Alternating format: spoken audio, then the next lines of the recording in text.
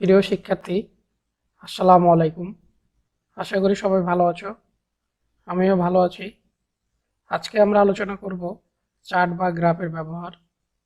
সাধারণত আমরা কোনো ডাটাকে চিত্রের মাধ্যমে দৃষ্টিনন্দন করে উপস্থাপন করার জন্য চার্ট বা গ্রাফের ব্যবহার করে থাকি। আমরা এক্সেলে চার্ট বা গ্রাফ ব্যবহার করে যে কোনো ডাটাকে সুন্দরভাবে চিত্রের মাধ্যমে উপস্থাপন করা যায়। আমি আগে থেকেই সার্কভুক্ত 8টি দেশের তার শিক্ষার হার আমি এখানে ডাটা ইনপুট করে রেখেছি। আজকে আমরা এটাকে দেখব চার্টের মাধ্যমে উপস্থাপন। আর চার্ট আলোচনা করার জন্য আমি চার্টের 3D পাই চার্ট এবং কলাম চার্টটির আজকে ব্যবহার দেখব। প্রথমে আমি যে কাজটি করব, ডাটাগুলোকে আমি ব্লক করে নেব। ব্লক করে নেওয়ার পরে আমরা ইনসার্ট রিবনে যাব। ইনসার্ট রিবনে গেলে আমরা দেখব যে নিচে চার্ট, এই চার্টের এই অংশে ডান দিকে দেখব আমরা চার্টের একটি গ্রুপ আইকন আছে। গ্রুপ আইকনে যদি আমরা ক্লিক করি, তারপরে এখানে অল চার্টে ক্লিক করলে এখানে আমাদের বিভিন্ন ধরনের চার্ট আছে। Column chart, line chart, pie chart, bar chart, area chart.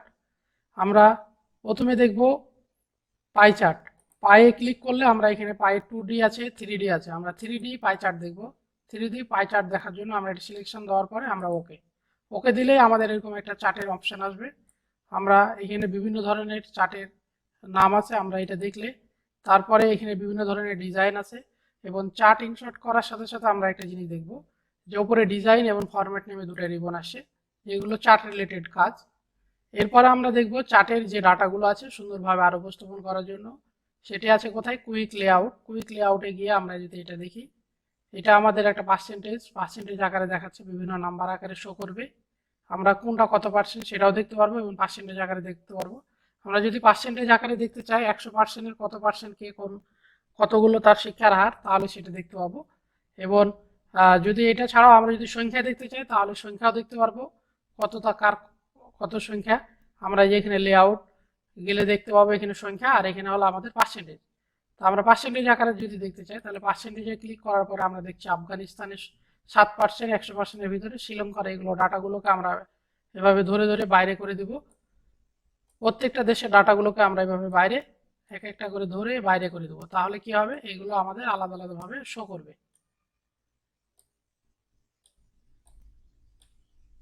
এখানে দেখছি 100% এর ভিতরে কে কত পার্সেন্ট কার শিক্ষার হার, এই সারভুক্ত 8টি দেশে সেটা শো করছে।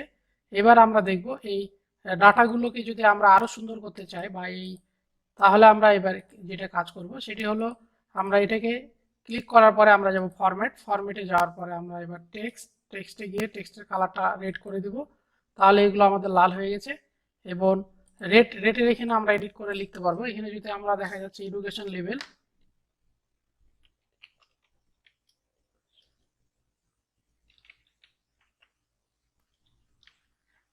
লেভেল, এটাকেও আমরা একটা শেপের ভিতরে নিব।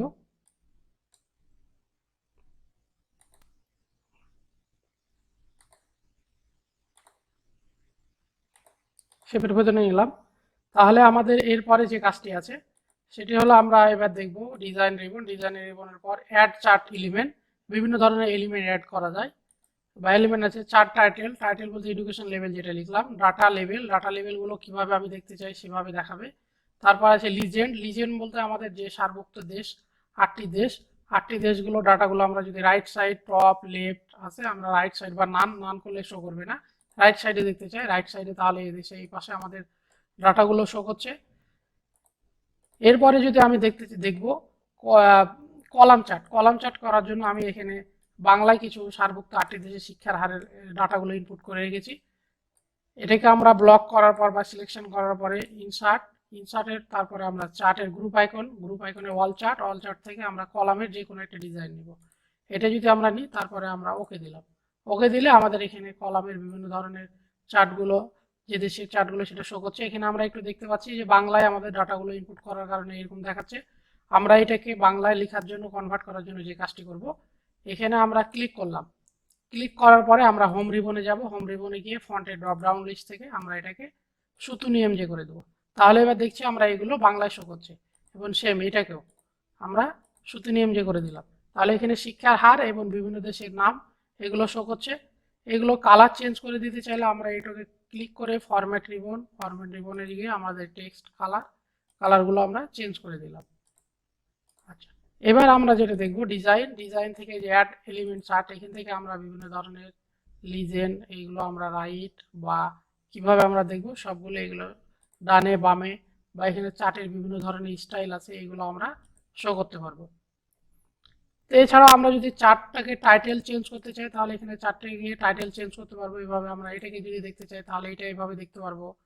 বা এখানে আরও চার্টের টাইটেল আছে, চেঞ্জ চার্ট টাইপ, এখানে গিয়ে আমরা যদি এটাকে বারে দেখতে চাই বারে দেখতে পারবো। বারে ক্লিক করলে কিভাবে তার শিক্ষার হার দেখাবে, আমাদের বারের শিক্ষার হার এইভাবে চলে আসছে। সেমভাবে আমরা এই যে আমাদের টাইটেলটা চেঞ্জ হয়ে গেছে, আমরা হোমে গিয়ে ফন্টে গিয়ে তারপর সত্যি নিয়ে করে দেবো, তাহলে আমাদের এই টাইটেলটা বাংলায় হয়ে যাবে। তাহলে আজকে আমরা কি দেখলাম? আজকে দেখলাম যে কিভাবে চার্টের মাধ্যমে বিভিন্ন ধরনের ডাটাগুলোকে সুন্দরভাবে উপস্থাপন করায়, বাংলা এবং ইংলিশ উভয়। সবাইকে ধন্যবাদ।